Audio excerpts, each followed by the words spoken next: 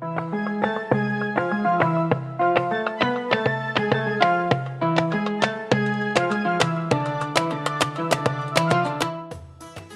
friends, hi, so nice to meet you again. I am Dr. Vivek, I am a cardiologist based in Chennai.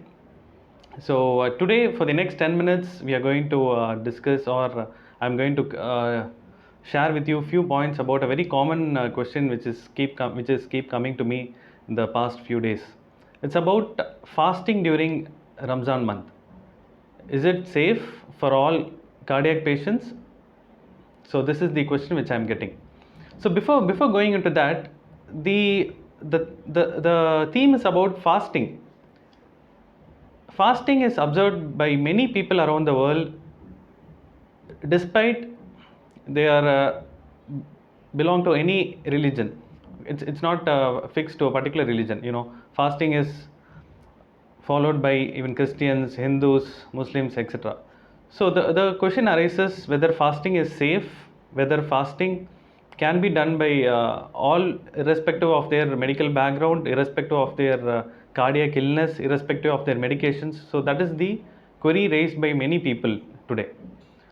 So I would make this discussion into a question and answer session based on the many common questions I get, and I would put the question to you as well as I'd give you the explanation or answer for that. The first is whether fasting increases the incidence of cardiac illness among general population. The answer is no. Fasting is in general good for health. It does not increase the incidence of cardiac illness among general population. Fasting per se is not the cause for creating a new cardiac illness. Definitely not. The second question is whether fasting is safe in patients with stable cardiac status. What I mean is, some people may already be having a cardiac problem. They might be taking regular medicines, but they may be in a very stable state. So whether fasting is safe, whether these people could undergo fasting? Definitely yes. They can safely undergo fasting. Fasting does not alter their clinical status if they are very stable. But there is a catch in that. You should always have a review with your regular physician or cardiologist and make sure you are fit enough before you undergo fasting, and always have a post review. So by this way you can keep yourself safe though you are feeling very stable despite your cardiac medications. The third common question which I get is whether fasting alters the comorbid status in normal subjects. That is, patients may be having some certain comorbidities, but they may not be really cardiac patient. Like they may be having diabetes, they may be having hypertension, they may be having dyslipidemia or high cholesterol levels, etc. So whether fasting is safe, whether these people can undergo fasting? Definitely, these people can also undergo fasting in a very safe manner. In fact, fasting is known to provide a very beneficial effect for dyslipidemic patients. It improves the lipid profile by 30%. It increases in the HDL level, etc. And it gives a better control of hypertension during this fasting state, provided they take the medicines regularly. Except diabetes. Diabetes has a catch. People with little uncontrolled diabetes or very high blood sugar levels, fasting tends to disturb the glycemic control because of variation in the food intake, because of disturbance in medicine intake, because when you skip your food, you skip your diabetic medications as well. So always they go hand in hand. So except for diabetes, where fasting tends to disturb your diabetic control and glycemic status, other parameters are generally not affected by fasting. Coming to the fourth point, who cannot undergo fasting, or in which population or in which subjects fasting is contraindicated? You should definitely have this in mind. Not all cardiac patients are good enough or safe enough to undergo fasting. There are few conditions where fasting is definitely contraindicated. I mean, ACC has created a guidelines and risk stratify the patients based on low risk, medium risk and high risk. So the people falling under medium risk and high risk are definitely not allowed to undergo fasting. Who all falls under this high risk categories? Who are contraindicated or prohibited from undergoing fasting because it may create a health hazard for them? There are few cardiac conditions. where fasting is contraindicated. Number 1, severe pulmonary hypertension, severe systemic hypertension where the patient is having very high blood pressure, advanced heart failure, the patient is having very much advanced heart failure which may be controlled with medications, but still patient is having maybe having very poor LV systolic function with very reduced ejection fraction and all. And next thing is recent ACS, any recent acute coronary syndrome in the form of myocardial infarction or in the form of unstable angina or NSTEMI within 6 weeks. How recent? In the last 1.5 months, they should not have any heart attack. So these patients are contraindicated. And of course, there are another subset of patients with HOCM, hypertrophic obstructive cardiomyopathy. This is a genetic condition where patients are contraindicated from fasting. And patients with inherited arrhythmia syndromes, patient having rhythm disturbances in the heart. This is also a genetic disorder. Why? Because fasting causes certain electrolyte imbalances which may trigger arrhythmias in them, and they may land up with having fatal arrhythmias, that is fatal rhythm disturbances which may even prove very dangerous to these patients.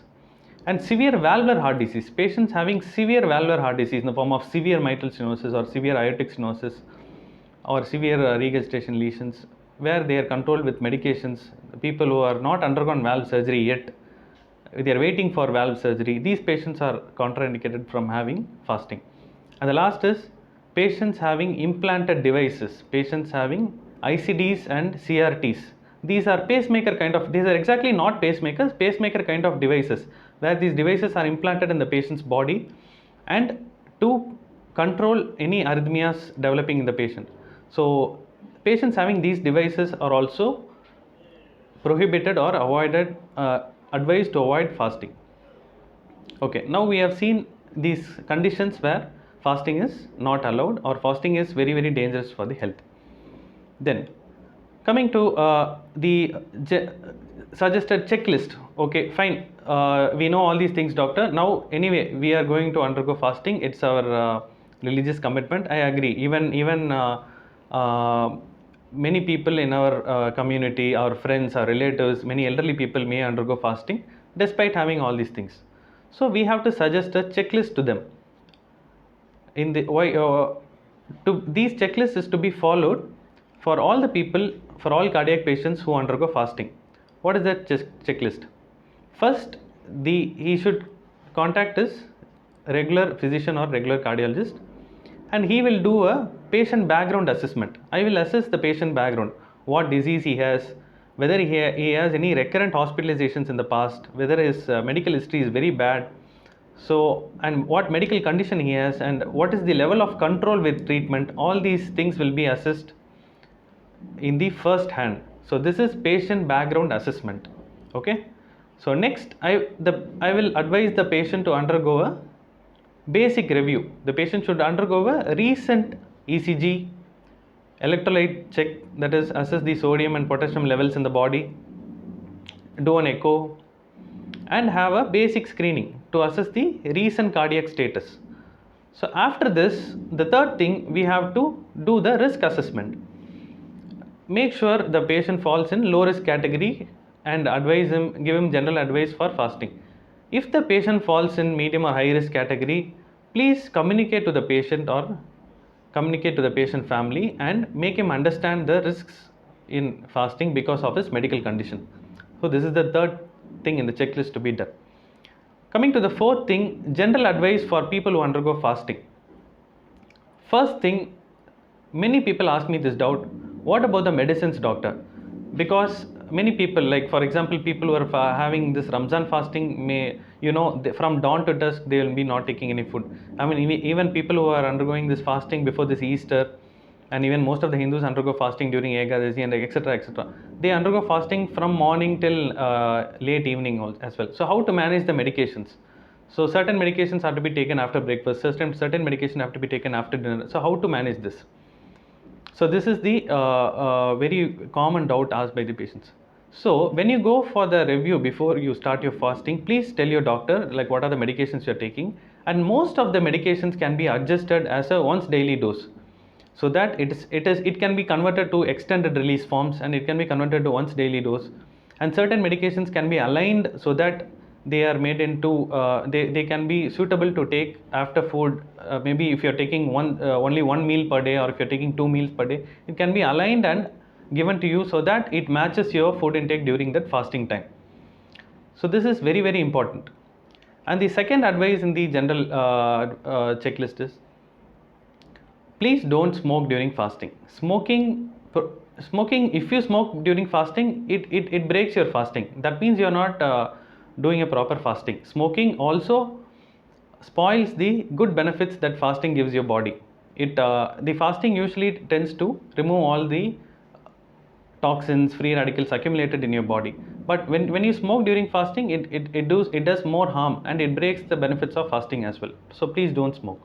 And the third thing, very, very important thing, if you feel sick during fasting, please terminate your fasting and contact your doctor. Please don't continue despite being sick. If you feel sick, please stop fasting and manage your health and diet well.